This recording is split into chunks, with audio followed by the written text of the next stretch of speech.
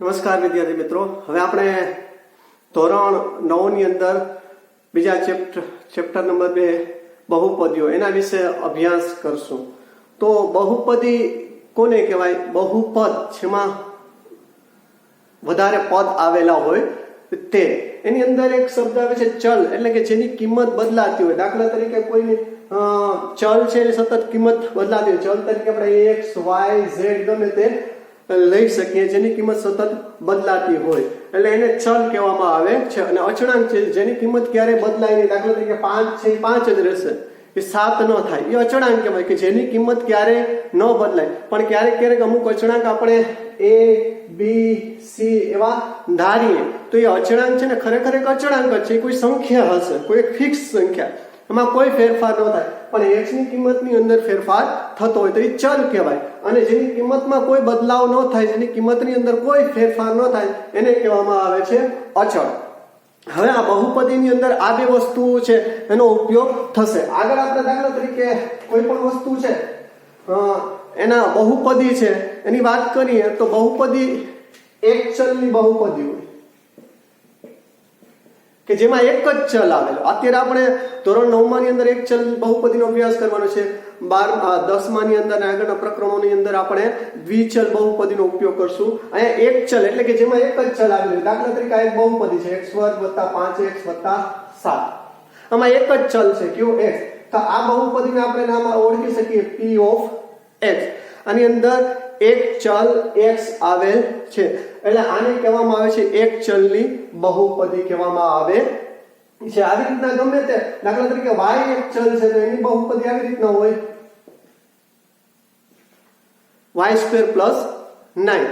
તો આ બહુપદી છે, એના ચલ છે, અહીંયા ચલ y છે, અહીંયા ચલ x છે, 9 છે એ અચળાંક છે. હવે અહીંયા આપણે આ જ બહુપદી છે, ટૂંકમાં એના બહુપદી છે, ગમે તે બહુપદી હોય, એક ચલ હોય, દ્વિચલ હોય. આ પ્રકરણની અંદર આપણે એક ચલ બહુપદીનો અભ્યાસ કરવામાં આવશે કે જેમાં એક જ ચલ હોય. તો એક ચલ બહુપદીની અંદર પણ શૂન્ય બહુપદી એમાં આવે છે. શૂન્ય બહુપદી એટલે કે આ શૂન્ય અને શૂન્ય બહુપદી કહેવાય, બરોબર? પછી એટલે કે આ શૂન્ય બહુપદી. હવે એનું વ્યાપક સ્વરૂપ શું? તો કે શૂન્ય, એમાં કોઈ ફેરફાર થાય નહીં એટલે આને કહેવામાં આવે છે શૂન્ય બહુપદી. અચ્છા, હવે આને કહેવાય અચળ બહુપદી. અચળ બહુપદી કોને કહેવાય? દાખલા તરીકે px = k. અહીંયા ચલ x છે બરાબર k. k એક અચળાંક છે, એને કહેવામાં આવે છે અચળ બહુપદી કહેવામાં આવે છે. તો અહીંયા જો મેં લખેલ છે, હવે બહુપદીનો ઘાતાંક હમણાં સમજાવું છું. બહુપદીનો ઘાત શું છે એની મેં ઘાત લીધી છે 0 ને આની નોટ ડિફાઇન્ડ એટલે કે અવ્યાખ્યાયિત છે, બરાબર? એટલે p of x = k એટલે અહીંયા k = 5 લો તો આ બહુપદી p of x બરાબર આ શું થશે? તો તમને એમ થશે કે આમાં તો x તો છે જ નહીં, તો x છે. મેં આના પહેલાના ચેપ્ટરની અંદર એક વાત કરી હતી કે કોઈ પણની શૂન્ય ઘાત હોય ને તો 1 થાય. તો 5 ગુણ્યા કંઈ ન હોય તો 1 હોય ને x ની શૂન્ય ઘાત. x ની શૂન્ય ઘાત એટલે શું થશે? 1. એટલે 5 ગુણ્યા 1 એટલે 5. એટલે આ જ થઈ ગયું, બરોબર? એટલે આને x પરની બહુપદી. હવે અહીંયા બહુપદીનો ઘાત, મહત્તમ ઘાત કેટલો છે? શૂન્ય. એટલે અહીંયા બહુપદીની ઘાત કેટલી થશે? શૂન્ય. સમજાય મિત્રો? દાખલા તરીકે હું અહીંયા 7 કોઈ એક સંખ્યા ગમે તે એક સંખ્યા 29 લ્યો, 50 લ્યો, 37 લ્યો. દાખલા તરીકે હું અહીંયા 37 લઉં તો આ પણ એક અચળ બહુપદી છે. એમાં એક અચળાંક છે, એમાં ચલ નથી. ચલ છે પણ ચલની ઘાતાંક શું છે? શૂન્ય. અહીંયા 37 x ની શૂન્ય ઘાત. એટલે આવી રીતના કોઈ પણ. હવે અહીંયા x ની મહત્તમ ઘાતાંક કેટલી છે? તો કે શૂન્ય. તો x ના પદોમાં જે પદની મહત્તમ ઘાતાંક હોય, મહત્તમ ઘાતાંક અહીંયા શૂન્ય છે એટલે અહીંયા આ બહુપદીની ઘાતાંક શું થાય? બહુપદીની ઘાત એટલે શૂન્ય થાય, બરોબર? હવે આપણે આમાં લઈએ. આમાં તમને એમ થાય કે નોટ ડિફાઇન્ડ કેવી રીતના લખેલું છે? દાખલા તરીકે હું આમ લખું, બરોબર? આ p of x છે, અહીંયા p of x આવી રીતના 0 ગુણ્યા x ની 1 ઘાત, 0 ગુણ્યા x ની 2 ઘાત. 0 સાથે ગમે એનો ગુણાકાર કરો એટલે 0 જ થાય. તો આ x ની ઘાત તો 1 થઈ શકે, આ બહુપદીની ઘાત 1 પણ થઈ શકે, 2 પણ થઈ શકે, ગમે એ થઈ શકે. એટલે એની કોઈ વ્યાખ્યા આપી શકાય નહીં, એટલા માટે અવ્યાખ્યાયિત છે, નોન ડિફાઇન્ડ એટલે અવ્યાખ્યાયિત થશે. હવે અચળ બહુપદી એટલે એમાં એક કોઈ સંખ્યા જ હશે, બીજું કોઈ ચલ હશે નહીં. ચલ હશે તો એની ઘાતાંક, જ્યારે ચલ જ હોય, ખાલી અચળાંક જ હોય તો સમજી લેવાનું. અને આમાં ચલની ઘાતાંક શું છે? શૂન્ય. એટલે આ બહુપદીની ઘાત શું થશે? શૂન્ય. ઓકે. હવે અહીંયા એક ઘાત બહુપદી, જેને બીજા શબ્દમાં સુરેખ બહુપદી પણ કહેવામાં આવે છે. અહીંયા મેં બહુપદીઓ લખેલી છે. આ એક ઘાત બહુપદી, તો એનું વ્યાપક સ્વરૂપ શું છે? તો કે px બરાબર p of x બરાબર ax વત્તા b, ax પ્લસ b. તો a અને b શું છે? બિલોંગ્સ ટુ r, એટલે કોઈ વાસ્તવિક સંખ્યા છે, ગમે તે વાસ્તવિક સંખ્યા હોય, ઋણ 5 હોય, ઋણ 7 હોય, ઋણ 21 હોય, વર્ગમૂળ 37 હોય, વર્ગમૂળ 50 હોય, ગમે તે હોઈ શકે. સમય હોઈ શકે, અસમય હોઈ શકે, પૂર્ણાંક હોઈ શકે, અપૂર્ણાંક પણ હોઈ શકે, ગમે તે વાસ્તવિક સંખ્યા હોઈ શકે. તો આ છે ને વાસ્તવિક સંખ્યા છે, પણ એમાં પણ આગળ એક કન્ડિશન આપેલી છે કે a not equal to 0, a ની કિંમત શૂન્ય સિવાયની હોવી જોઈએ, એટલે શૂન્યતા હોવી જોઈએ. શૂન્ય સિવાયની ગમે તે વાસ્તવિક સંખ્યા હોવી જોઈએ, કેમ કે 0 છે ને એ પણ શૂન્ય વાસ્તવિક સંખ્યા છે, પણ અહીંયા a ની કિંમત છે ને ક્યારેય પણ શૂન્ય નહીં હોય, શૂન્ય સિવાય ગમે તે હોય. તો આનો આ વ્યાપક સ્વરૂપ છે. હવે આપણે દાખલા તરીકે હું તમને કોઈ એક બહુપદી લખાવું, x પદની 5x વર્ગ વત્તા આ એક ચલ બહુપદી છે, દ્વિઘાત નહીં. અચ્છા, આપણે એક ચલ બહુપદીમાં આપણે વાત કરીએ તો એક ચલ બહુપદીની અંદર એક ઘાત બહુપદી છે, એને બીજા શબ્દમાં સુરેખ પણ બહુપદી કહેવામાં આવે છે. અને એનું ઉદાહરણ લઈએ કે દાખલા તરીકે હું એક ઉદાહરણ લઉં, આ px બરાબર 5x વત્તા 7, બરાબર. હવે એક ઘાત બહુપદી કોને કહેવામાં આવે છે? કે જેમાં બહુપદીની ઘાત છે ને, આમાં બધા પદ જો અહીંયા x નો પદ અહીંયા છે, અહીંયા કઈ ઘાત ન હોય તો એક ઘાત છે, અહીંયા x સાથે અહીંયા x વાળું પદ નથી, એટલે કઈ ઘાત ન હોય તો x ની 0 ઘાત હોય, એટલે બહુપદી કયા પદની મહત્તમ ઘાતાંક છે? 1. તો એક મહત્તમ ઘાતાંક કેટલી છે? 1 પદોની. તો એને કહેવામાં આવે છે એક ઘાતી બહુપદી. આ બધાની ઘાતાંક જો એમાં 1 મળે તો એને કહેવામાં આવે છે એક ઘાતી બહુપદી. ઓકે, બીજું એક ઉદાહરણ, દાખલા તરીકે તમે ખાલી 3x લ્યો, બરાબર. તો આના વ્યાપક સ્વરૂપમાં જો તો a બરાબર મને શું મળશે? 7. b બરાબર શું મળશે? a બરાબર 5, b બરાબર 7. હવે આનું વ્યાપક સ્વરૂપ જોઉં, બરાબર, આ બહુપદી, તો a બરાબર મને શું મળશે? 3, નોટ ઇક્વલ ટુ 0. હવે b બરાબર, તો અહીંયા b છે નહીં, તો b બરાબર શૂન્ય મૂકી દો. આ નામ પણ લખી શકાય, 3x વત્તા 0 એટલે 3x. એટલે અહીંયા b બરાબર શું થશે? શૂન્ય. b શૂન્ય હોઈ શકે, a ક્યારેય પણ શૂન્ય હોય નહીં. હવે આ બેમાં શું તફાવત? એ જોઈએ. આમાં જો પદ ગણો તો અહીંયા કોઈ પણ ચલ અને અચળાંક અને ઘાતાંક એ એક પદમાં આવશે, પછી વત્તા અહીંયા છે 7x, એટલે આ બીજું પદ. આમાં 2 પદ છે, તો આને કહેવાય દ્વિપદી. 2 પદ છે એટલે શું કહેવામાં આવશે? દ્વિપદી. ઓકે, હવે આને અહીંયા જો એક જ પદ છે, ખરેખર આ શૂન્ય તો આપણે ગણવાનું જ નથી, અહીંયા શું છે? 3x, એક જ પદ છે, તો આને કહેવામાં આવશે એકપદી બહુપદી. આને બીજા શબ્દમાં દ્વિપદી એક ઘાત બહુપદી અથવા દ્વિપદી સુરેખ બહુપદી એમ પણ કહેવાય. 2 પદ, અહીંયા એક પદ છે, તો આ એકપદી બહુપદી કહેવામાં આવશે. એટલે હવે એના પછી દ્વિઘાત, દ્વિ એટલે કે 2, જેની ઘાત 2 હોય, મહત્તમ ઘાતાંક. જો અહીંયા x ની મહત્તમ ઘાતાંક કેટલી છે? 2. એમાં પણ x નો વર્ગ, પછી એના કરતા એક ઘાત ઓછી bx વત્તા એના કરતા એક ઘાત ઓછી c, x ની 0 ઘાત, કઈ ન હોય તો x ની 0 ઘાત થઈ ગઈ.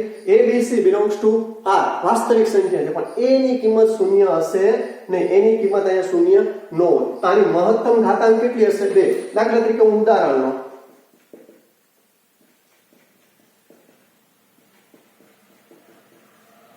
આ એક બહુપદી છે, x પદી, ચલ x છે, બરાબર. હવે અહીંયા બહુપદીમાં સૌથી વધારે મોટો ઘાતાંક કોનો છે? તો કે 3x નો વર્ગ. તો અહીંયા મહત્તમ ઘાતાંક કેટલી છે? 2. એટલે આ બહુપદીનો ઘાતાંક શું થશે?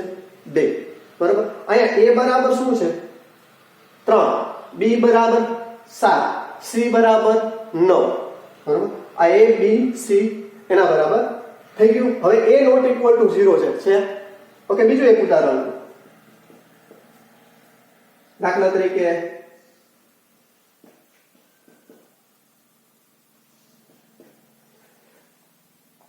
જો આ પણ દ્વિઘાત બહુપદી છે, બરાબર. હવે આની અંદર જો x ની 2 ઘાત, a બરાબર શું થશે? 5, કેમ કે અહીંયા x ની 2 ઘાત ના સહગુણકમાં a છે, અહીંયા 5, એ 0 નથી. b બરાબર x ના ગુણાકારમાં હોય એને b કહેશું અહીંયા, તો એ 2. અને c બરાબર કઈ છે જ નહીં, તો કઈ ન હોય તો અચળ પદ શું હોય? શૂન્ય હોય.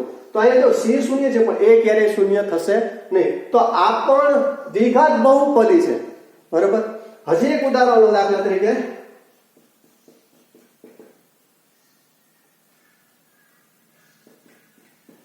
ખાલી આવો px બરાબર 7x નો વર્ગ. તો આ પણ દ્વિઘાત બહુપદી થશે.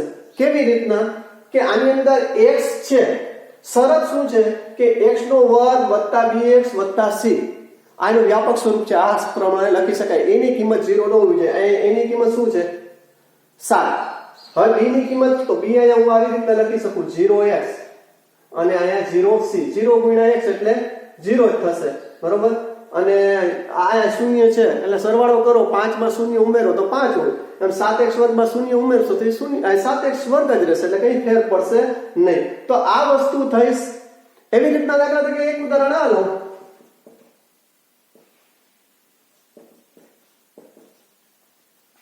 તો આને વ્યાપક સ્વરૂપે લખવું તો મારે કેવી રીતના લખી શકાય તો કે 7x વર્ગ પછી વર્ગ 2 ઘાત. હવે એક ઘાત વાળું પદ નથી, જે ઘાત વાળું પદ ન હોય ને એને 0 સાથે લખી શકાય -3. તો હવે તમે કમ્પેર કરો વ્યાપક સ્વરૂપ સાથે. આના વ્યાપક સ્વરૂપ a બરાબર 7, b બરાબર 0 અને c બરાબર તો કે -3. 3 નહીં પણ -3. ખ્યાલ આવે છે? તો આ 7x વર્ગ આને શું કહેવામાં આવે છે? દ્વિઘાત. આ બધી શું છે? દ્વિઘાત બહુપદી છે. પણ હવે આમાં ફેર શું છે? જો આ દ્વિઘાત બહુપદી છે તો આમાં પદ કેટલા છે? 1 2 અને 3. તો આને શું કહેવાય? ત્રિપદી કહેવામાં આવે છે.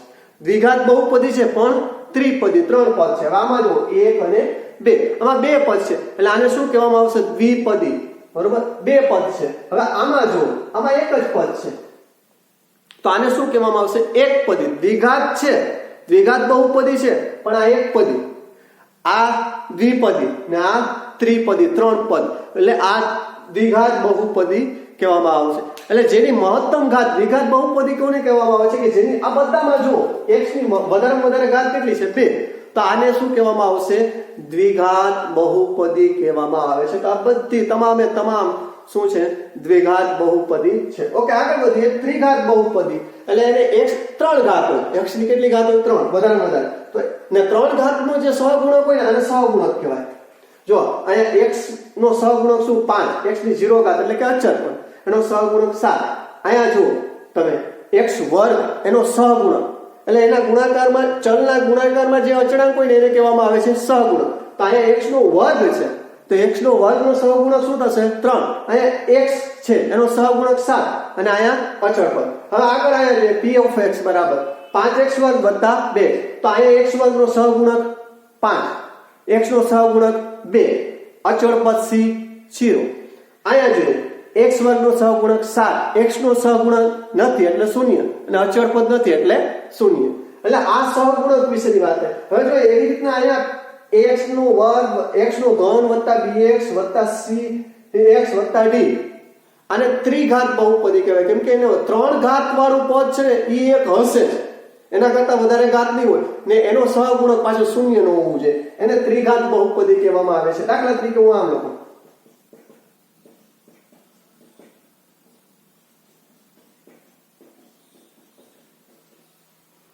બરાબર.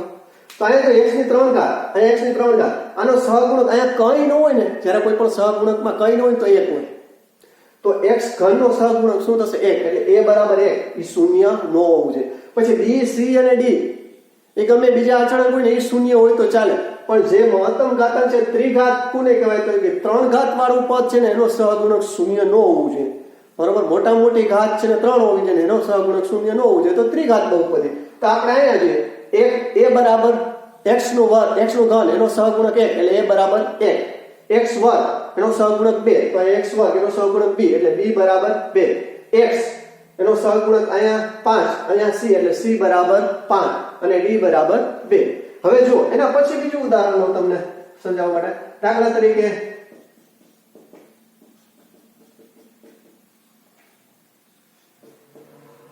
2x ઘન વત્તા 7x ઓછા 11. હવે આની અંદર આપણે જોઈએ તો અહીંયા જો x ઘન એનો સહગુણક 2 અને આપણે આને વ્યાપક સ્વરૂપે લખવું ને આ જ વસ્તુને તો કેવી રીતના લખી શકાય? 2x નો વર્ગ. હવે 2x નો ઘન હવે x વર્ગ વાળું પદ નથી તો અહીંયા આપણે લખી શકીએ 0x વર્ગ વત્તા 7x વર્ગ વત્તા 11. ટૂંકમાં જે પદ નો હોય ને અહીંયા 0 મૂકી દેવાનું અથવા એના ગુણાકારમાં 0 મૂકી દેવાનું. એટલે આ વ્યાપક સ્વરૂપ થઈ ગયું. હવે તમે સરખાવો a બરાબર 2 બી બરાબર 0, સી બરાબર 7 અને ડી બરાબર -11. એટલે આ અચ્છા એના પછીનું એક પદ લઉં દાખલા તરીકે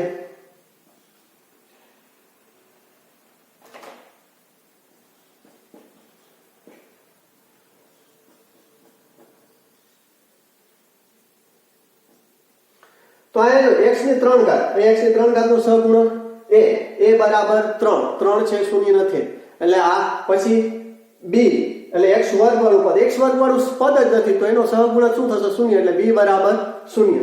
c x વાળો x નો સહગુણક એટલે અહીંયા શું છે? ઋણ 2 છે, 2 ન લખાય, ઋણ 2 એટલે c બરાબર શું થશે? ઋણ 2 અને d બરાબર 5. તો આ 3x ઘન ઓછા 2x વત્તા 5 બરાબર. તો આને વ્યાપક સ્વરૂપે લખવું હોય તો 3x ઘન વત્તા 0x વર્ગ ઓછા 2x વત્તા 5. આગળ એક ઉદાહરણ લઈ લો. દાખલા તરીકે હું આમ જ લઉં.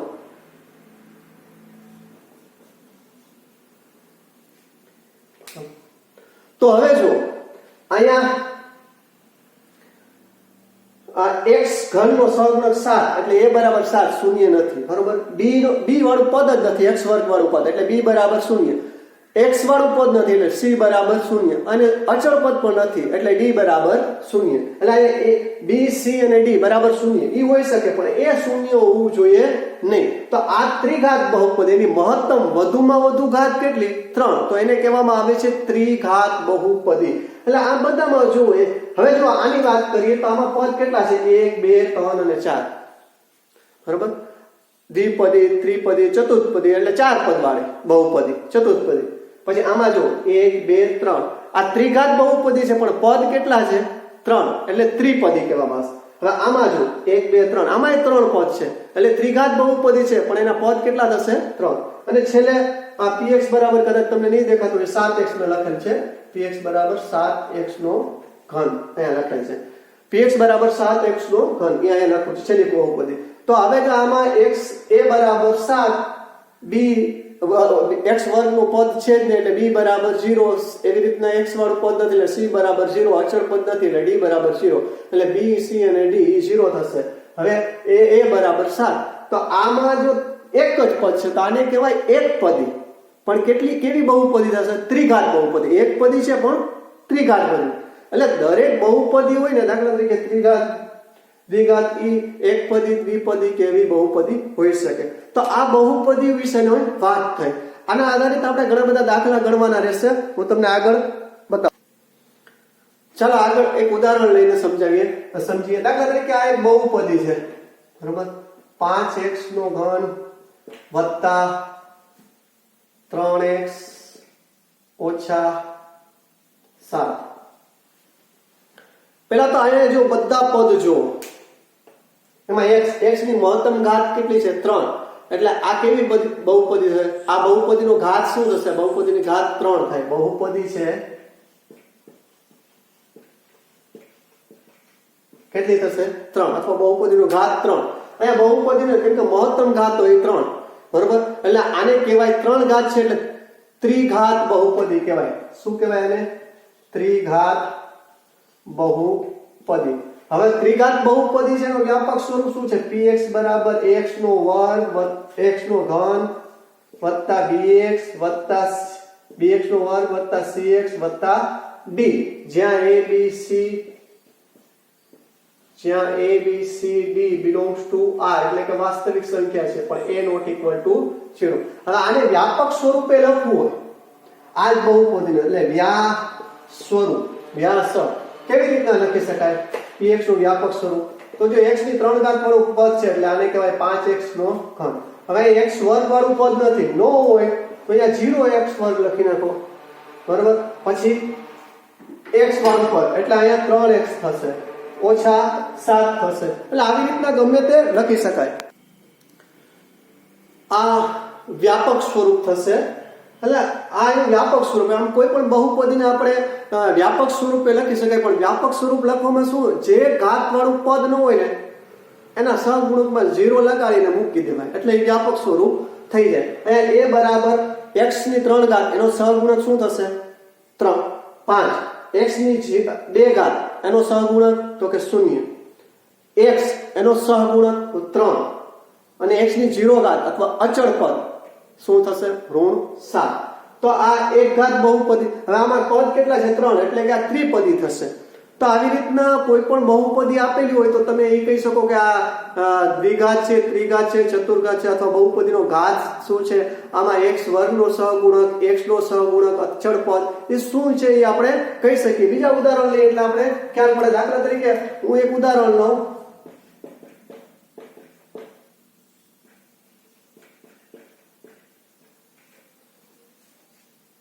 જો અહીંયા x છે, બધા પદ જુઓ, એમાં x ની મહત્તમ ઘાત કેટલી છે? તો કે 5. તો અહીંયા બહુપદીનો ઘાત શું થશે? 5. એટલે આ પંચઘાત બહુપદી થશે, બરોબર? એટલે 5 ઘાત વાળી બહુપદી થશે. તો હવે આનો વ્યાપક સ્વરૂપ છે.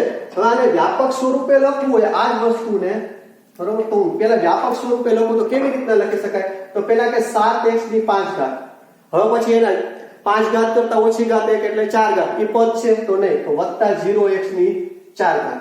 અચ્છા, હવે 3 ઘાત વાળું પદ છે તો કે નથી, તો અહીંયા લખવાનું 0x ની 3 ઘાત. અચ્છા, 2 ઘાત વાળું પદ છે તો કે આ ઓછા 3x નો વર્ગ. અચ્છા, 1 ઘાત વાળું પદ છે તો કે નથી, તો કે વત્તા 0x અને અચળ પદ ઓછા 2. અને વ્યાપક સ્વરૂપે આવી રીતના લખી શકાય. હવે આના ઉપરથી હવે જો આ આપણો 1 હશે, a બરાબર 7 નોટ ઇક્વલ ટુ 0, ટૂંકમાં a 0 ન હોવો જોઈએ, બાકી બધા શૂન્ય હોય ને તો એ ચાલે. આ કેવી ઘાત? 5 ઘાત વાળી બહુપદી થશે. તો અહીંયા જો a બરાબર 7, b બરાબર 0, c બરાબર 0, d બરાબર -3, e બરાબર 0 અને h અચળ પદ છે એ -2. એટલે આમાં તમને એ કહે કે ભાઈ આ બહુપદીની અંદર x ની 3 ઘાત નો સહગુણક, x ની 3 ઘાત એનો સહગુણક શું થશે? 0.